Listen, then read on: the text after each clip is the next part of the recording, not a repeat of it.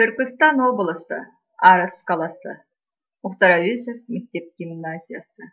Тарих пәні мұғалімі Гүлнұр Юсупова. 8-ші сынып Қазақстан тарихы. Бүгінгі тақырыбымыз параграф 58-59 Абай Құнанбаев ұлы ақын. Сабағымыздың мақсаты Абай шығармашылығының көп қырлылығы мен Абайдың шығармашылығындағы ойларымен танысатын боламыз. Биыл оқушылар 2020 жылы Абай атамызға 175 жыл. Сабағымызды бастамас бұрын мына видеороликке назар аударайық. Абай Құнанбайұлы қазақ халқының ұлы ойшылы, ағартушысы, ақыны. Абай қазақ әдебиетіне реалистік сипат пен жаңа мазмұн берді. Адамзаттық ой санаға терең із қалдырды. Абай Шығыс Қазақстан облысы Абай ауданында Шыңғыс тауының бауырында дүниеге келген. Ол бала күнінде ескіше хат таниды, кішкентай күннен халықтың ауыз әдебиетіне қанып өседі. Ел ішіндегі ақын жыршылардың, шешендердің әңгімесін елте тыңдайтын зеректігімен ерекшеленеді. Абай 12 жасында Семейдегі Ахмет Риза медресесіне түсіп, білім алады. Ақынның араб, парсы тілін меңгеруі шығыс ақындарын оқып, шығыс әдебиетіне еркін бойлауына ықпал етеді. Абай шығыс ақындарының шығармаларын танумен ғана шектелмей, өзді сол үлгіде өлеңдер жазған. Ол шығыс әдебиетінен төл әдебиетімізге зор жаңалық алып келді. Солардың бірі уәзін өлең үлгісі. Ақын өлеңдерінде бұл үлгі еркін қолданылады. Шығыс шайырларының нәзирагөйлік дәстүрінде де поэма жазған. Абай медреседе оқи жүріп, орыс мектебінен де дәріс алған. Өз бетінше Семей кітапханасындағы орыс классиктерінің шығармаларымен танысады.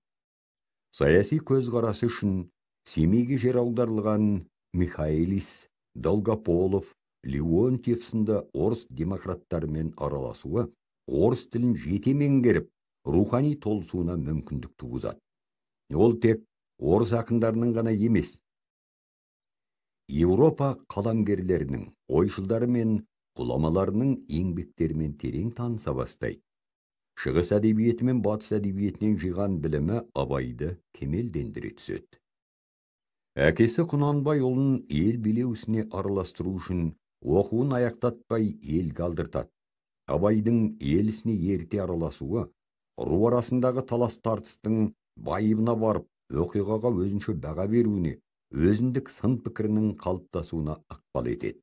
1876-1878 жылдар аралығында Абай Қоңыр-Көкше еліне болыс болып сайланады. Жер дауы, жесір дауы, ел ішіндегі талас тартыстарды әділ шешуге күш салады. Әкімшілік құқықтық реформаларға атсалысады. Абайдың өлең жазуға ден қойған кезеңі де осы аралық. Абай шығармаларының көпшілігі қазақ қоғамының тағдырына арналады. Ақын халқының бүкіл рухани қатынасына терең көркемдік шыншылдықпен қарайды. Ескілік әдет, билеуші топтың азғындық мінездері ақын шығармаларында аяусыз шенелсе, қараңғылық, мұқтаждық пен жоқшылықта өмір сүрген бұқара халықтың қоғамдық қалпына көзқарасын айқын сездіреді. Шығармаларының ендігі бір тобында енжарлық пен жалқаулықты қатты түйреумен бірге ақылы, бойында қуаты бар адамға қажетті қасиет ретінде еңбекті сүюшілікті насихаттайды. Оқу білім тақырыбындағы өлеңдер Абай шығармаларында үлкен бір шоғырды құрайды. Оқуға шақыруда Абай жалаң уағызбен айтпайды. Қоғамды қайта құруда, адамды қайта тәрбиелеуде білім алып, оқудың маңызын айта келе, аянбай оқуға ұмтылу керектігін шығармаларында баса көрсетеді және сол жолды мақсат етіп қоюды ұсынады. Қазақ әдебиетінің өркендеуі үшін Абайдың аудармашылық жұмысының маңызы зор. Шығыс үлгісіндегі шығармалар мен батыс ақындарының туындыларын аударып, халық ойы мен арманын неғұрлым өткір, терең, нәзік түрде жеткізу үшін тілді байытып, жаңа қолданыстар енгізіп, халық жыршылары айта алмаған, бірақ халық санасында жүрген ойларды айтады. Абай Құнанбайұлы қазақ әдебиетіне поэтикалық қуат бітіріп, классикалық әдебиет деңгейіне көтерді. Абай шығармашылығы өз заманының, тіпті бүгінгі күннің де шындығын танып білуге негіз болатын рухани жәдігер. Ол өз дәуірінің шеңберінде ғана қарастырылатын өткінші дүние емес. Заман ауысып, уақыт озған сайын қоғамдық ой санаға әсері арта түсіп, өркендеп, дамып отыратын асыл мұра. Бейнетаспаны көріп болсақ, балалар, ой толғанысымызды білдірейік. Өте орынды балалар, яғни Абай өлеңдері, ғибратты өсиеттері туралы білдік. Және де Абайдың Еуропа, орыс классикалық әдебиеттердің меңгеруін туралы білдік. Және де Абайдың халыққа жақын болуы туралы. Сабағымызды ары қарай жалғастырмас бұрын оқулығымызды ашайық. Оқулықтағы суреттерге сипаттама берейік.